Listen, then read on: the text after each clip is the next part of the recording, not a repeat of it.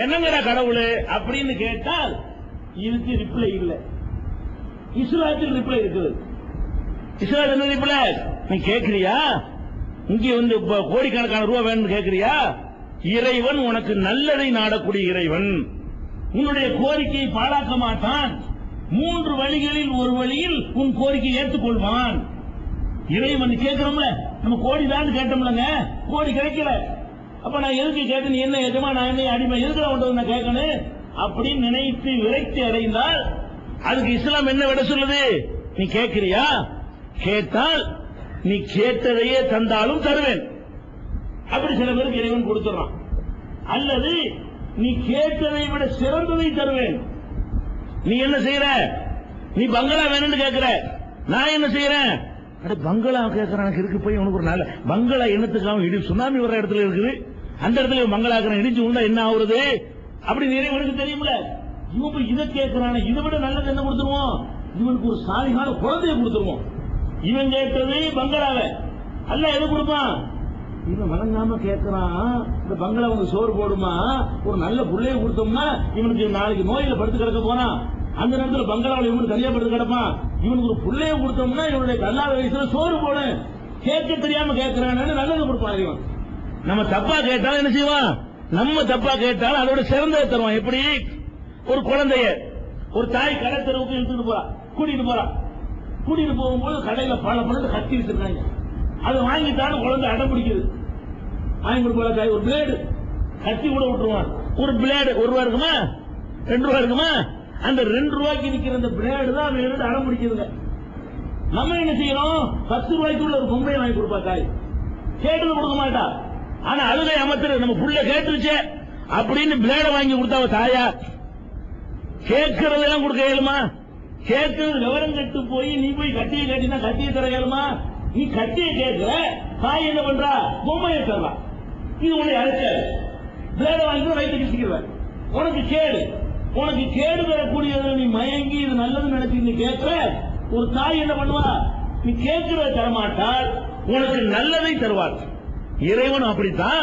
இது போய் கேட்கிறான் கிறுக்கு போய், இதை விட நல்லது எவ்வளவு இருக்குது? இவன் கேட்கிறான், கேட்க தெரியாம கேட்கிறான். நம்ம தாயை விட கருணை உள்ளவன் இறைவன், தாயை விட 100 மடங்கு இறக்கம் உள்ளவன். அவன் என்ன பாக்குறான்? நம்மளை எஜமான்னு சொல்லி நம்பி கேட்டுட்டான். இவன் கேட்டதுக்கா கேட்டது கொடுக்குறதா? சாராயம் சாராயம் கொடுக்குறதா? கொடுக்க முடியாது. சாராய பாட்டு விற்கிறாங்க, அது வாங்கிட்டாங்க. ஒரு குழந்தை அடம் பிடிக்குது, பார்த்தா அழகா பால் மாதிரி இருக்கிறது, அது வாங்கி கொடுப்பாளா?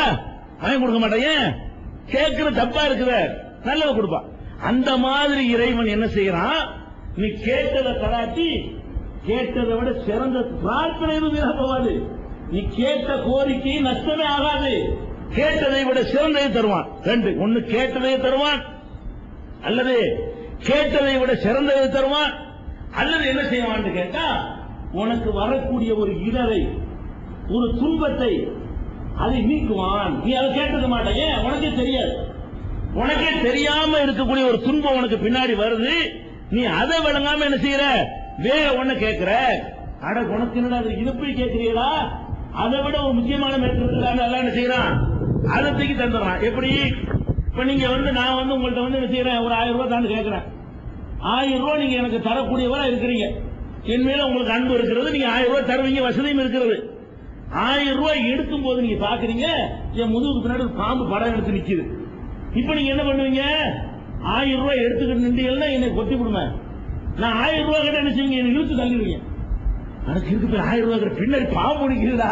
நீ போய் அதை தெரியாம 1000 ரூபாய் கேட்கிற, இழுத்து கீழே தள்ளுவோம். அதான ஒழுங்காதான் செய்யறது. என் மேல அன்பு உள்ள ஆளா இருந்தா, உங்க மேல அன்பு உள்ள ஆளா இருந்தால் நீங்க என்கிட்ட 1000 ரூபாய் கேட்கறீங்க, நான் எடுக்க போறேன், பின்னாடி உங்க பின்னாடி பாம்பு நிக்குது, நான் உங்களை இழுத்து விடலன்னா காலில் போட்டுன்னு போட்டுரும். இப்ப நான் என்ன பண்ணுவேன்? நீங்க கேட்டதையா தருவேன், கேட்டதை இப்ப தரமாட்டேன். இப்ப என்ன செய்யணும்? 1000 ரூபாய் உனக்கு பாம்பு கொட்டிச்சு, 1000 ரூபாய் எடுத்துக்க வாங்குற. நீ முதல் உசுரோட இருக்கணுமாடா? உன்னை கொள்றதுக்கு ரெடியா பாம்பு நின்றுட்டு இருக்கு, நீ இப்ப இதை கேட்கறிய? நமக்கு தெரியாது. எனக்கு முதுகுக்கு பின்னாடி உள்ள பாம்பு உங்களுக்கு தான் தெரியும். அப்ப நம்ம அனைவருக்கும் பின்னாடி வரக்கூடிய கேடு படைச்சவனுக்கு தான் தெரியும். நமக்கு பின்னாடி வரக்கூடிய கேடு துன்பங்கள் எல்லாம் நம்மை படைச்ச இறைவனுக்கு தெரியும்.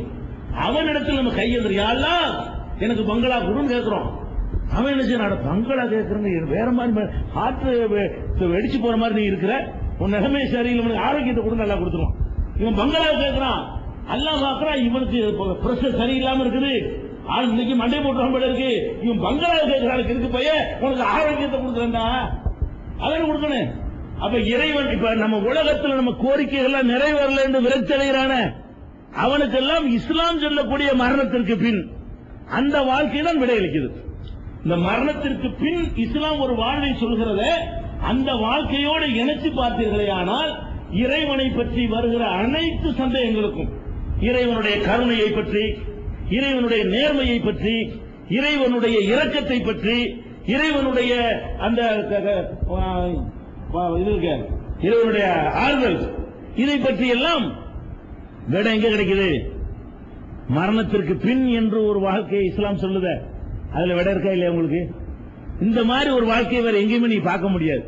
அதனாலதான் இந்த மரணத்திற்கு பின் என்ற வாழ்க்கைக்குள்ள நம்ம நுழைஞ்சு அதுல உள்ள எல்லா விவரங்களையும் விழாவாரியாக நம்ம அறிந்து கொள்ள இருக்கிறோம். இந்த மரணத்திற்கு பின் என்பதுல பொதுவாக நபிகள் நாயகம் ஸல்லல்லாஹு அலைஹி வஸல்லம் அவங்க காலத்திலையும் இன்றைக்கும் கூட ஒரு கேள்வியை கேட்பார்கள். என்ன கேட்பாங்க? இந்த மரணத்திற்கு பின் ஒரு வாழ்க்கை என்பது நம்முடைய அறிவுக்கு ஒத்துக்கிற மாட்டேங்குது. நம்முடைய அறிவை கொண்டு சிந்திச்சு பார்க்கும் பொழுது அது எப்படி? நம்ம செத்து போயிடுறோம், கொண்டை புதைக்கிறாங்க, புதைச்ச இடத்துல தோண்டிலாம் பார்க்கிறோம், ஒண்ணு மிஞ்ச மாட்டேங்குது.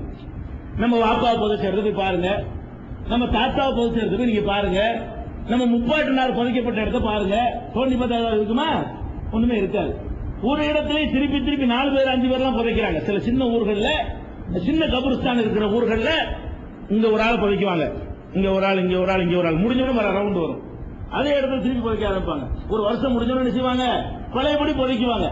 அப்ப நம்ம பார்க்கிறோம், மண்ணு செத்து போனா உள்ள இறைச்சி எல்லாம் ஒண்ணுமில்லாம போயிடுச்சு, எலும்பு கொஞ்ச நாளைக்கு இருக்கு, அந்த எலும்பு கொஞ்ச நாளைக்கு என்ன செஞ்சிடும்? மக்கி போயிடும்.